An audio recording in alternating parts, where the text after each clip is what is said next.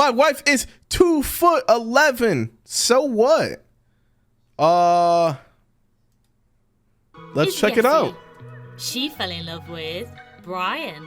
I am 5'9". I'm 2'10". I don't know about this one. Now, I'm not gonna lie. I don't know.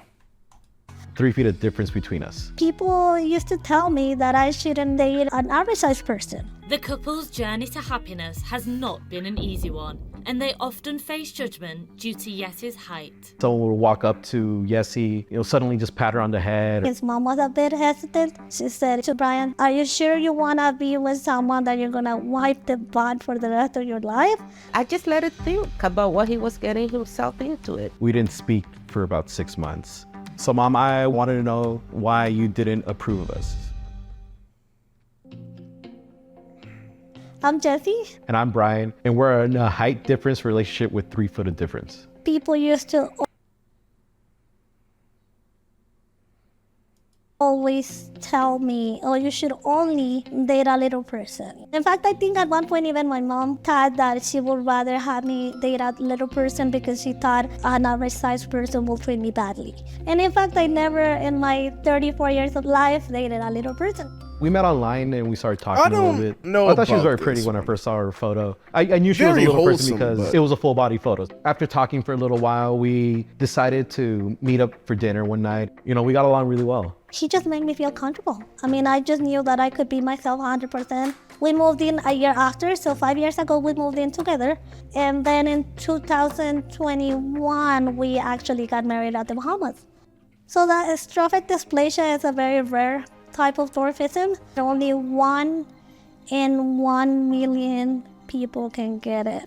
The main That is issue with crazy. being dystrophic is our arms and legs are shorter and our cartilage and all the joints get degenerated faster. Some of the things that I find the most challenging is the fact that nothing is made for me. Reaching is the hardest. Opening stuff when it's too tight. Like if you didn't have your chair, you wouldn't be able to cook really. The main thing that I will struggle with is society and, discrimination, going out, people staring. The fact that some people believe it's okay to just come and ask very personal questions or take pictures without even asking. Someone would walk up to Yesi, suddenly just pat her on the head. It seems kind of Damn. rude, but at the same time, we don't make a bigger deal of it because we don't know how some people will react to it in public. I think the fact that he's an average sized person makes people be more respectful because there's someone that could stand up if it was needed. When I'm by myself, there's some parents that will come and tell the kid, "Come look," and they start pointing, and that's Is it upsetting. lagging? I don't mind the kids being curious, that's normal, but the ignorance of adults, that is a trigger for me. And when it comes to us as a couple, I think the one that I have noticed the most, people making the assumption that he's That's my so weird. caregiver. And I'm like, no, but he's not my caregiver, he's my husband. And I enjoy doing a lot of things for her. It's not something that I feel forced to do or anything like that. I do it because I love her, and I would do it for anyone else, whether they had a condition or not, if I loved them. I find it hard sometimes to find clothes that fits me because of the length. So today, actually, Ryan and I are adjusting a shirt that I bought a couple days ago. Most of my friends and family reacted really well, actually. I was surprised. The worst thing has been actually the closer family. Although they might not tell us directly, I have learned that they make really mean comments, such as, "He is either crazy or stupid to be with such a disgusting person." Whether or Damn. not we should or shouldn't have children, since I'm a little person, coming from a close family member telling me that regardless of how much they say they love me, it feels more like if we could choose, we don't want you here. Damn. When I first told my mom about Yesi's height, she was a little reserved about it. But I told her no, I loved Yesi and I was happy with her. When I met her, I could tell, that she was tense. And I'm like, that's fine. So I just said to her, I understand that I'm not the ideal person, that most mothers will want for their kids. She said to Brian, "Are you sure you want to be with someone that you're going to wipe the butt for the rest of your life?" As a result of that, we didn't speak for about 6 months. For me, it's huge because I know his mom is everything for Oh, him. he has to do that? So today she's coming over to talk about He has to wipe her ass? graduation. I'm a little bit nervous about the conversation. I had a lot Oh. of concerns. I never met anybody who was small. The way Brian put it at the beginning, it was like she was totally dependent. I don't She's know in a about that wheelchair. then. And I just let it think about what he was getting himself into it. So, I don't Mom, know about wanted to that know, one. At the beginning of our relationship, why you didn't approve of us. It wasn't about the size, the height.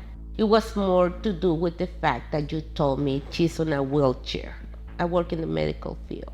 When someone says wheelchair to us, that means total care. You have to do everything for them. It's one thing to go help somebody for a day, and it's something else to do a lifetime. As Yeah, a man, mother, that's true. I can tell you, from the bottom of my heart, that's where I was coming from. I wasn't present during that conversation, but it might have been more the wording of it that was misunderstood or was harsh for Brian to hear. You hit it right on the head. And it was more about that. He I'm saw not it as wiping ass. disapproval. But in reality, it was about a commitment to do what it takes. I'm the type of person that if you're going to start something, you better do it right. And I guess me not explaining 100% what Yessie's capabilities were. After the first time you met Yessie and you saw that she drove and, did a lot of things on her own, it got a little easier. I knew from the get-go that whoever I would date, the parents will be hesitant just because I'm not the average or the ideal people that people would just picture. So I guess the real question is, like, now that me and Yessie have been together for 5 years, do you feel better about our relationship? Yeah, I see that you guys love each other, that you get along. I'd wipe you it only if I compliment could each hit. other. Bro, that's not When even, that's you still not even get enough. to know somebody, when you get to like somebody, you don't see the height. And if you bring him happiness and you guys love each other, I'm more than happy. Come on, give me some love. Thank you so much. You have to look at people not with your eyes, but with your heart. I always said that if they love my children, that's all it matters to. Our hopes for the future and for our family is to keep the family growing, whether that's with children or with more dogs and more pets. We have talked about having children, but I think that we're both back and forth between wanting to and also whether we have the time. Bro, the what I love the dog most almost about already- him is how caring and genuine he is with me, and the fact that he's just willing to go above and beyond for this relationship. To support each other. It takes two Wait, people she to said she make can have a kid? a good relationship, and we try our best to do it. Yeah, that's we live our lives definitely not and we're gonna happy with our lives. That's all that matters to us. I don't want people to admire, I'm not a goddess, I'm not an angel, like a lot of people say, just a person. So all I will say is respect our relationship, respect me as a person, and that's it. Yeah. Yeah, man, I don't know about that one.